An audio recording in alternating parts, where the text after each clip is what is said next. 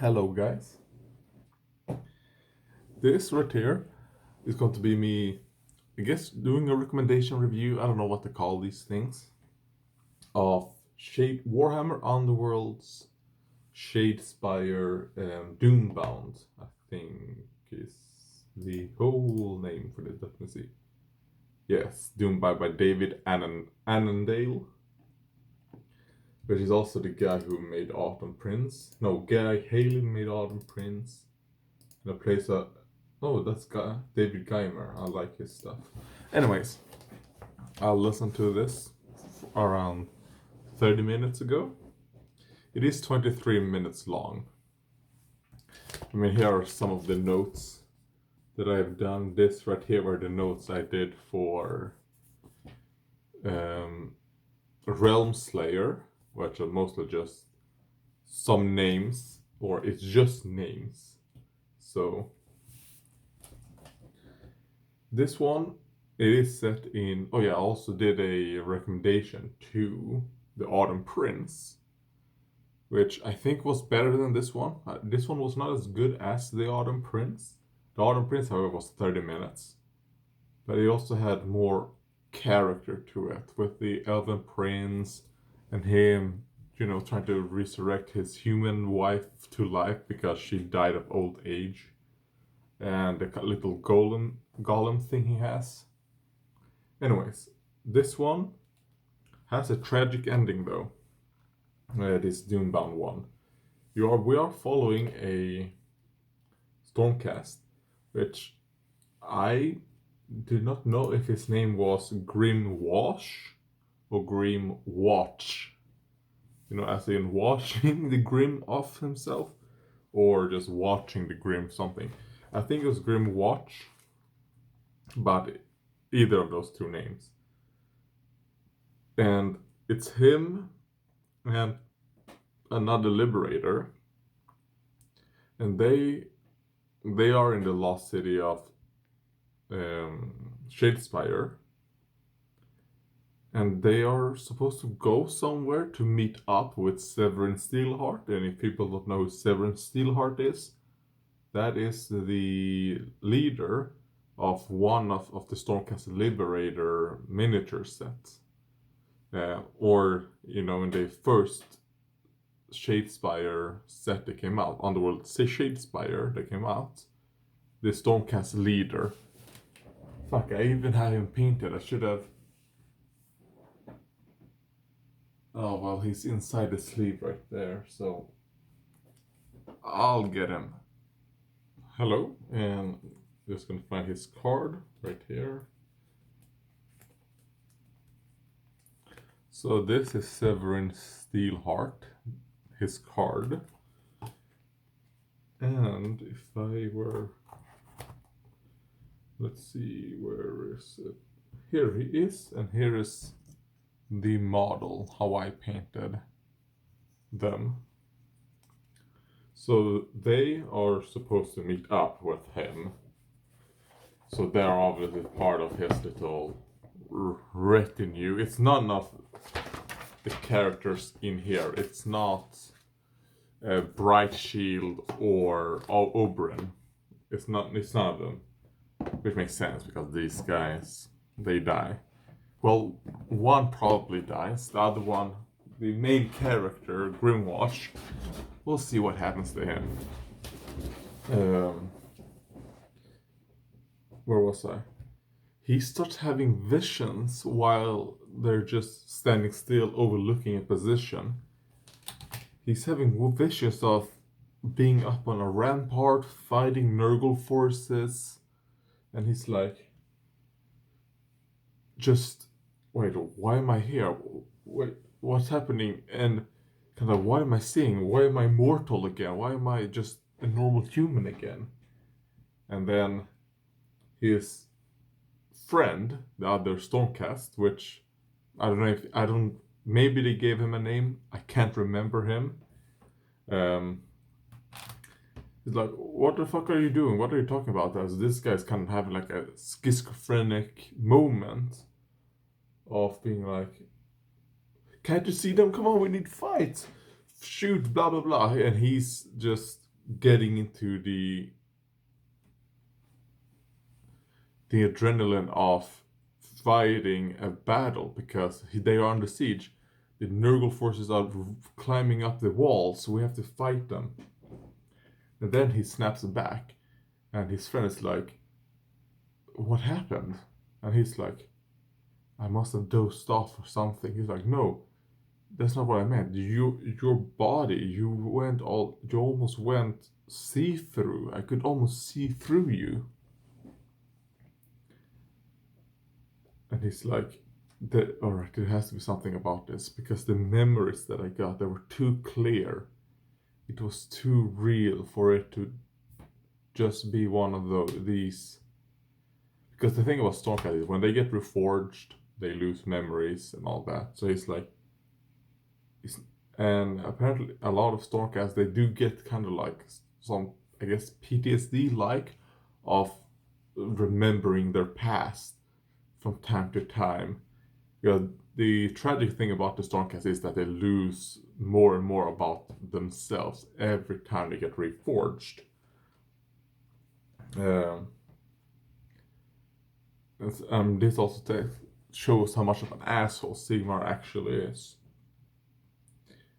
But anyways, they continue on, and then he sees all of a sudden just a wall, and the humans, Free Guild, are fighting. He's like, "We have to support them, we have to help them." And the other guy's like, "What are you talking about? There's nothing there. It's nothing there."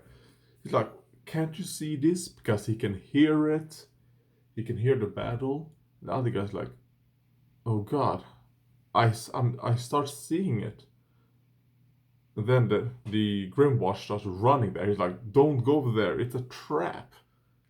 Grimwash is kind of like, "There is something about this. This has something to do with my mortal life." And Grimwash knows that this is probably a trap. If I want to know of my own mortal life, I have to probably run straight into the trap or the spell or whatever this is. He doesn't really know what this is. So he runs straight into it, and then all of a sudden, he's now actually in the battle, and he's a human. He can feel shit, and he's like, they're starting fighting, and he's kind of giving order to other ones, and they're starting to win the battle. They were losing, but now they're starting to win the battle against the Nurgle forces. And he's like, "Yes," and he says a few stuff, and he's like, "I remember this, exactly what's happening. But I don't remember saying this. I remember hearing this, but I don't remember saying this." Then he sees the actual commander of the Free Guild forces just run up towards an enemy. He's like, "That's my brother." He's like, "Wait, how do I know this? How do I know that that's my brother?" And that guy slays like a leading Rotbringer, which boosts up the morale of the Free Guild, and they're really pushing on, driving the Nurgle forces back. And just as they are about to rout the Rotbringers and send them back, the leader starts glowing. He's like, "Wait, I remember that light." And then the leader's helmet comes off. He's like, "Wait, that is me. What is going on?" So he's in somebody else's body he's in someone else's memory, looking at his own ascension to becoming a Stormcast. And as that is happening, the Rotbringers are really happy about this happening, because he just vanishes from the fight. And the Free Guild have now lost the greatest champion, the guy who boosted the morale of their forces, who helped really push back Nurgle, was directing the humans. Well, the Rotbringers are also humans, but who was directing the Free Guild. And then they lose the fight, because now their commander got taken away by Sigmar in the middle of the fight. So they are just now, what the fuck? And as that's happening, Grimwatch snaps out of it and he's back in Shadespire. And he starts getting fucking angry. He's like, these fuck. You know, because Sigmar, he doesn't really get angry at Sigmar. It didn't feel like it. He just gets angry. I would be pissed. Fuck you, Sigmar. You know, because, and this is something we have known, that what Sigmar tends to do is that when a great warrior really goes out of the way, Sigmar tends to snap them up just in the middle of battle. And that's kind of like a lot of people tend to lose their fights because of Sigmar doing that shit. Just, oh god, this warrior will make a great Stormcast. I'm just gonna take him right now. I don't care if he's the one leading the charge, and really him surviving this battle and becoming a Stormcast is more important than the lives of this whole city. So,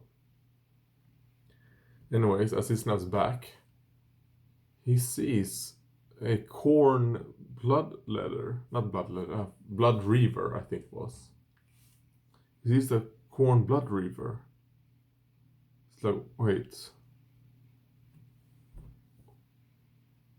I recognize this guy, this blood reaver. He's like, Garrock? Garrock says, Grimwatch, because Grimwatch actually has a real name, which he starts remembering. I can't remember that. But Garrock's like, brother, because that's his brother. He was looking through the memories of Garrock, who is not a blood reaver, disciple of Khorne. And he's like, you left us, brother. Do you know what happened after you got taken away? We got slaughtered. The Nurgle forces came into the city, exterminated everyone. I managed to survive. A few of us managed to survive, and Khorne gave us the power for vengeance. So what obviously happened, I think, Khorne. So these Khorne guys must have joined up and exterminated some of the Nurgle guys, because that tends to happen. Some of the Chaos forces tend to fight each other as well, because they're not really unified, just like how some older armies will fight each other from time to time as well. Yeah. But yeah. So now he's a disciple of Khorne, or a follower of Khorne. And then Grimwatch starts saying he says something really retarded. It's like, how could you do this, Garrock? How could you abandon what we stood for? Because they were loyal to Sigmar, this free guild guys. They were loyal to Sigmar. They were against chaos, and he's like, how could you have abandoned what we fought for? That's Garrock's like rebuttal to Grimwatch, saying what we stood for. And then they start charging against each other, fighting. But as they hit each other, just as they hit each other, the floor that they're standing on breaks and it shatters, and they fall down. And when they're down, he's like, wait, this guy is not damaged, because he hit him straight in the head and shattered his skull. But Garrock is just there laughing. And Garrock managed to fucking axe Grimwatch right in the chest, but nothing. And Grimwatch's like, I'm never getting out of here. He starts realizing, oh god, what's happening now? Him and Garrock are going to have to fight each other for an eternity now, since they're stuck in some place where their endless battle against each other just gonna happen over and over and over again, and it's never going to stop. So Grimwatch and Garruk got trapped in some type of prison, I guess, where they are going to have to relive just the battle between them for eternity. And that's how it ends. So, a few interesting things about this one, or at least the things I liked about this one, is the fact that just my favorite part were when he's getting his flashbacks of the battle with the mortals and the snapping back to reality and then back into the memory, and just him going kind of like some kind of schizophrenia in a sense, which I really liked. And I also liked the first part of, I mean, around the last 6 minutes of this 23, 6 minutes were really, really good. The beginning 6 minutes were like meh. It's mostly done just, I don't really fucking remember what happened the first 6-7 minutes. I just remember it was kind of boring, but it did set up kind of like the middle part, which is where a lot of these memories start happening, and which then sets up to the last 6 minutes where he starts meeting Garruk, his brother. So overall it was good.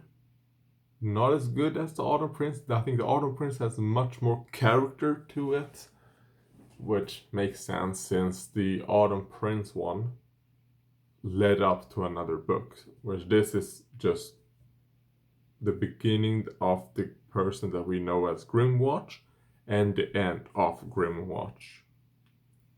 I hope they don't do another story or anything about Grimwatch. I think his story should end there. It should just end with him and Garruk just being prisoners in Shadespire and just having to suffer their memories and the fighting with each other and all that.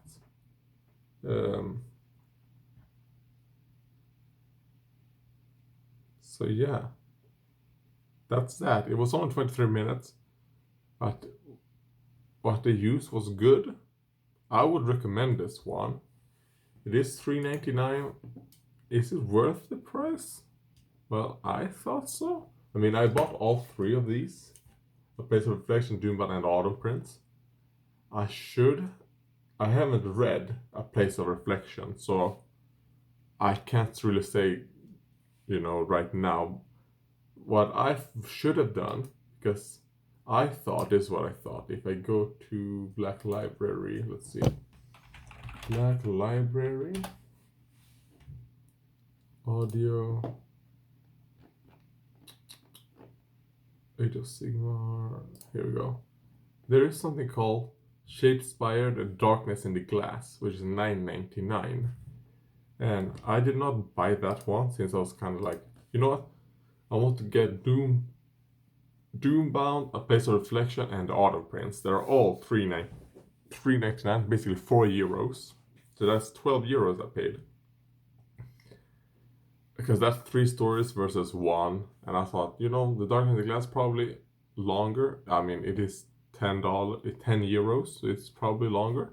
I'm gonna get these ones and just read them listen to them first. But then when I bought them, because I bought the Prince months and months ago, and then today I bought the Place of Reflection and Doombound. But now I see that The Darkness in the Glass is just a not compilation, it's a anthology of these 3.